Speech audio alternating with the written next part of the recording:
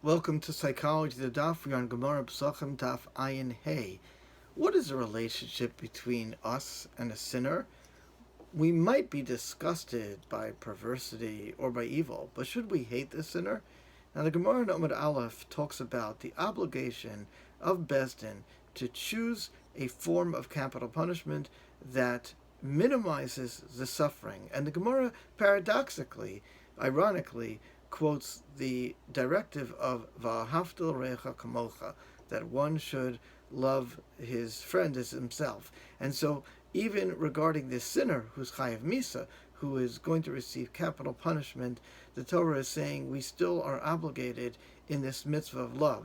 The Rambam explains this also in Hilchos Rotzeach U'Shmiras Nefesh, Perek Yud Gimel, Halacha Yud Daled, where he says that the person in the Torah that's described where you're supposed to help him with his burden, the pasuk says, Kisira shorch v'chamor sonacho roves tachos maso, that is talking about the person who you hate.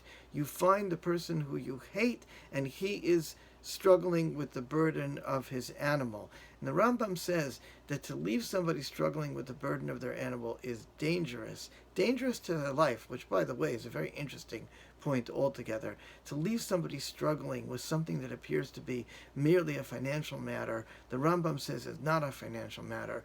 The Rambam says when someone's struggling with their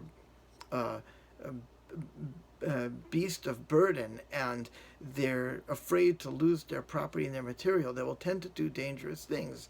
Well, one can think they could, the Rambam doesn't spell this out, but one can think that they'll lift up something too heavy and get a heart attack, or they'll start fighting with the animal to the point that the animal fights back, or maybe they'll stay late at night in a place where there would be bandits. Whatever the case may be, the Rambam says this person who's stuck in a financial quandary, the person who's stuck with his animal and is described as your enemy, the Rambam says, what enemy are we talking about here?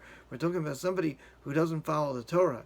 And even so, the Torah values the life of everybody, even a sinner, just the same. He adds parenthetically, as long as they believe in the main principles of faith. So that's an interesting point.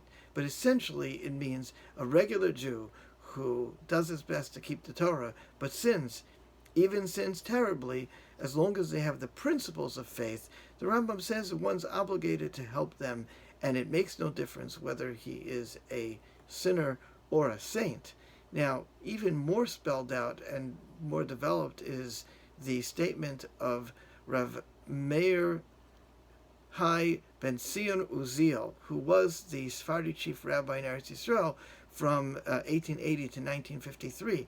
And in his Sefer Hagion Uziel, Perek Chaf Gimel, he says as follows, and I'll translate this into English. He says, the love of friends, which is mainly the love of man, does not differentiate between righteous and evil.